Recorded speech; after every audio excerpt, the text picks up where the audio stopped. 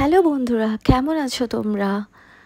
তো এই ব্লগটা একটু অন্যরকম হতে চলেছে। তার কারণ হচ্ছে আমি প্রথমা থেকে পঞ্চমী অবধি কোথায় কোথায় কি করেছি সব একই ব্লগে আমি দিয়ে দিয়েছি। তার কারণ হচ্ছে আমি ঠাকুর দেখতে ব্যস্ত ছিলাম, তাই যেটুকু ক্লিপ নিয়েছি সেটুকু ক্লিপ তোমাদের সাথে শেয়ার করেছি। তো চলো স্টার্ট করা যাক। ফার্স্টে গেলাম প্রথমার দিন আমিনিয়াতে খেতে। গোলপার্কের আমিনিয়াতে গিলতে গেছিলাম, স্বাভাবিক। বিরিয়ানি অ্যাজ ইউজুয়াল, আমি বিরিয়ানি ছাড়া তো থাকতে পারি না, আমার ফেভারিট খাবার বিরিয়ানি। তো বিরিয়ানি খেলাম, সত্যি বলতে ঠিকঠাক ছিল। আরসালান থেকে আমার বেটার লেগেছে, বাট চলে যায়, এমন কিছু আহামরি না, বাট ঠিক আছে। খাওয়া দাওয়া করলাম, দেন এই পান মশালাগুলো আমার ভীষণ ফেভারিট, ব্যাগে নিয়ে নিয়েছিলাম। দেন আমরা চলে গেলাম সেলিমপুরে ঠাকুর দেখতে। তো সেলিমপুরে তখন সেদিন ওটা উদ্বোধন হয়ে গেছিলো, তাই জন্য ফাঁকা ছিল। তো ভাবলাম এটাই সুযোগ, ফাঁকা ছিল যখন তাহলে ভালো মতন ফটোশ্যুট করে নিতে পারবো, রিল ঠিল বানিয়ে আরামসে থাকতে পারবো। তো সেটাই করলাম, দেখতে পাচ্ছ পুরো ফাঁকা জায়গাটা। অ্যান্ড ইয়েস, আমরা সেটা ফার্স্ট ঠাকুর দেখলাম। আমি আমার ফ্রেন্ডকে ছিলাম, বান্ধবী। তো এটা ছিল সেলিমপুর পল্লী। তো এটা ছিল ভেতরে ডেকোরেশন, খুবই সুন্দর, আর ফাঁকা ছিল, কয়েকজন ছিল মাত্র, তাই জন্য ভালো করে ফটো তুলতে পেরেছি। আর ফটো তোলার জন্য কেউ যদি যেতে চাও তাহলে বলবো যে প্রথম দিকে গেলে ভালো মতন ফটো তুলতে পারবে। তো মোটামুটি ভিড় সেরকম ছিল না, লোকজন যাতায়াত করছিল কিছু। তো প্রথমার দিন এটা আমরা দেখলাম।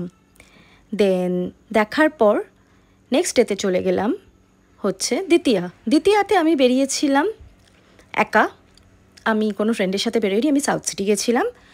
ওখানে গিয়ে আমি একটা কাপ কিনেছি আর জারা থেকে কিছু শপিং করলাম দ্বিতীয়ার দিনকে। অ্যান্ড দেন স্টারবাক্সের আমার কুলার নিলাম, রিফ্রেশমেন্ট, রাসবেরি রিফ্রেশমেন্ট। দেন গিলতে একা ওখান থেকে বাড়ি চলে আসলাম। তার কারণ পরপর এক সপ্তাহ ধরে ঠাকুর দেখা আমার পক্ষে ইম্পসিবল ভাই, পাতি কথা। তো অত এনার্জি আমার নেই, হ্যাঁ এনার্জি আছে বাট অতটাও নেই যে এক সপ্তাহ ধরে ঠাকুর দেখবো। তাও অনেক দিন দেখেছি, দাঁড়াও তোমাদের সাথে শেয়ার করি। এটা ছিল তৃতীয়ার দিন, ছাড়বো না একটা দিনও। তৃতীয়ার দিন গেলাম চিলিজে গিলতে এগেইন। তো খাওয়া দাওয়া করলাম, এটা ছিল মজিতো, অ্যাপেল মজিতো, ভীষণ ভালো খেতে। আর আমার ফ্রেন্ড নিয়েছিল হচ্ছে মিল্কশেক, ও মিল্কশেক খেতে পছন্দ করে। আমি মজিতো মানে ফ্যান, মানে আমি মজিতো খেতে ভীষণ ভালোবাসি। তা এটা ছিল আমার লুক সেদিনকার। প্রচণ্ড গরম ছিল, চুল বেঁধে নিয়েছি। এটা ছিল বাসা ফিশের একটা ডিশ। ফিশটা এমন দিয়েছে মনে হচ্ছে আমি জ্যান্ত পুকুর থেকে আমাকে ধরে তুলে দিয়েছে। অ্যান্ড ওটা ছিল মার্গারিটা ব্রেড। তো চিলিজে গেলাম, খাওয়া দাওয়া করলাম। সেই দিন একটা ঠাকুর দেখলাম, সেটা হচ্ছে রাজডাঙ্গা শীতলা মন্দিরের ঠাকুরটা দেখলাম বোসপুকুরে। অ্যাক্রোপলিসে চিলিজে গেছিলাম, তো বোসপুকুরের ঠাকুরটা দেখলাম, ভীষণ সুন্দর করেছে।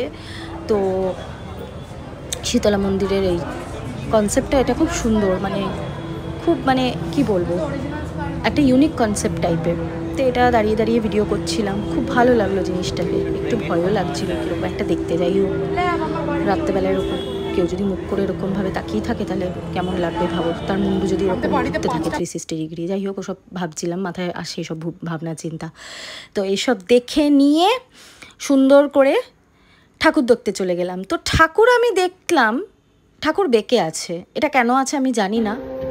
ঠাকুরকে ঠাকুরের মতন রাখলে বোধহয় বেটার হয়। তো যাই হোক, তারপরে চলে গেলাম রাজডাঙ্গাতে ঠাকুর দেখতে।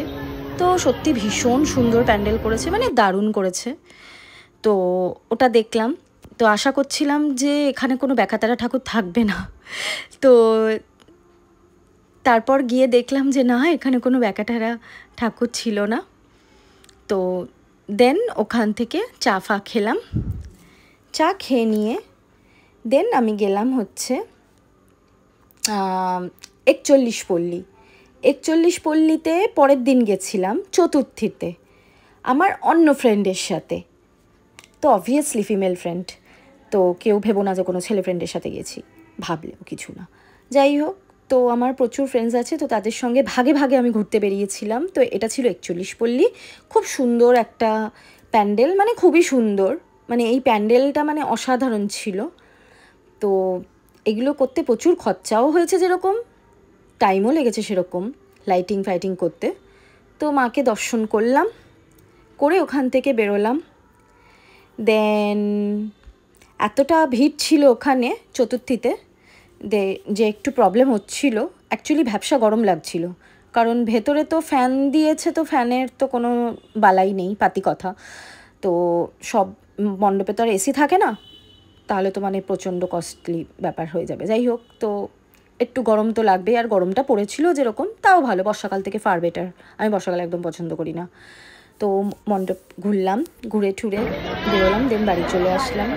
দেন এটা ছিল সিংহি পার্ক অ্যান্ড একডালিয়া। এটা মোস্ট প্রবাবলি এটা পঞ্চমীতে, এটা একডালিয়া সিংহি পার্ক যাচ্ছিলাম। তো সিংহি পার্ক দেখে নিয়ে আমরা গেলাম হচ্ছে সন্তোষপুর লেক পল্লী। তার আগে গেলাম হচ্ছে একটা সন্তোষপুরে একটা ঠাকুর দেখতে গেলাম, নামটা আমার খেয়াল নেই। খুবই সুন্দর করেছিল, ফাঁকা ফাঁকা ছিল। রাত্রে 12টার সময়, এই 11:30টার সময় গেছিলাম, তো ফাঁকা ছিল। গিয়ে ঘুরলাম ঠুরলাম, সেটা আমি গেছিলাম মায়ের সাথে।